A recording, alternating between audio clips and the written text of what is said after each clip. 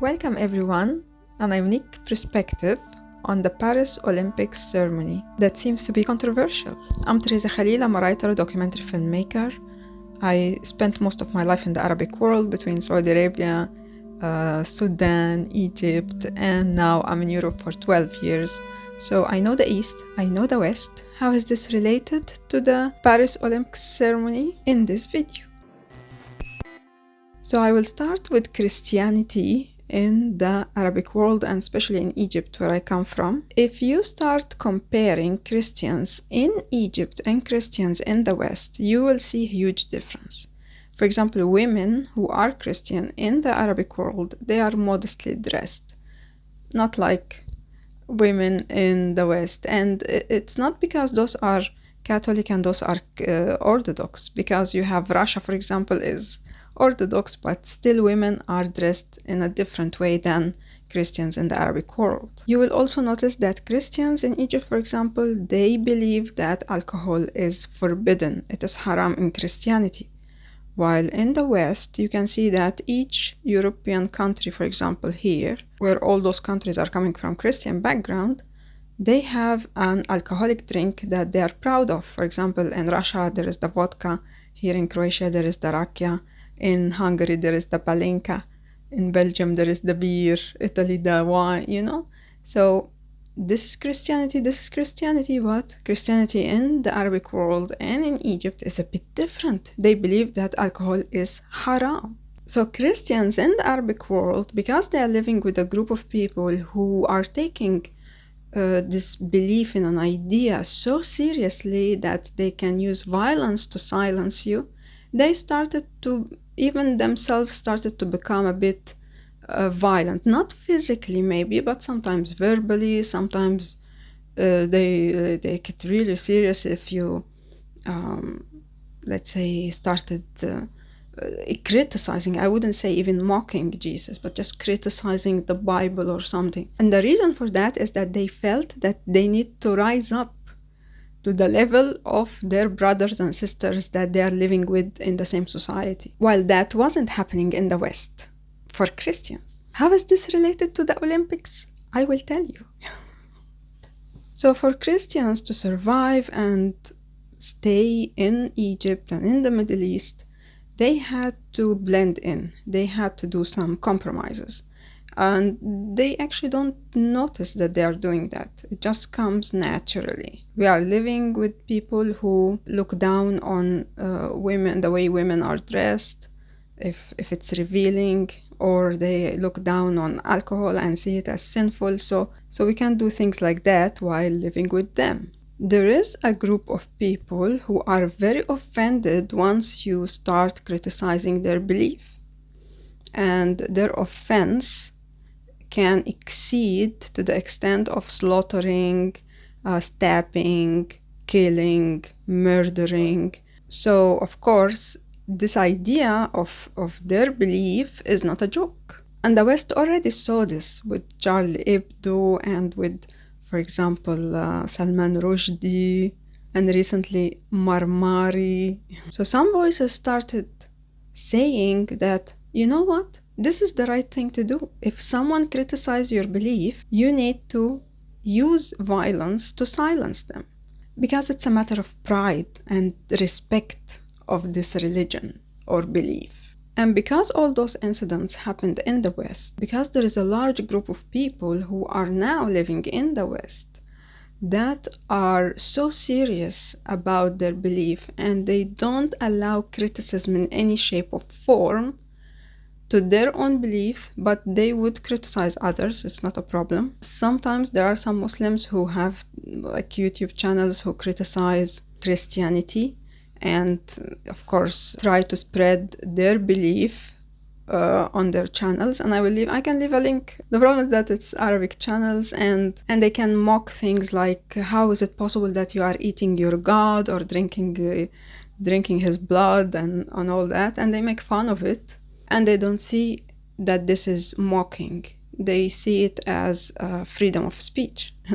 When this group of people moved to the West and they started showing their power and showing how that they are very jealous, or they they get offended when you just criticize their belief or just touch upon it.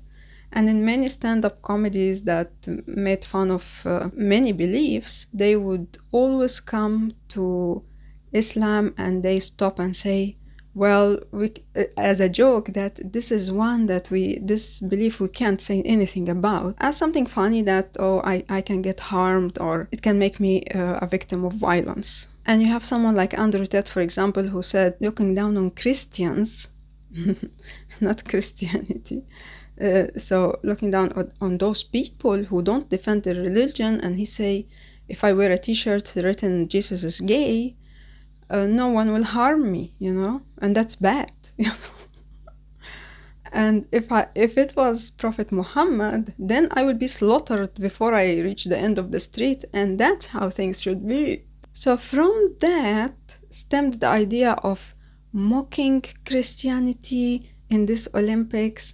How dare you mock the religion, and which is so foreign for the West, the recent West, because the West came out of the Dark Ages and they started having freedom of speech. And even if this Olympic ceremony portrayed the Last Supper of Jesus for mocking, that's not new for the West or for even South America, because they mocked Jesus thousands of billions of times. So it's not a new thing. The new thing is pretending that they are offended.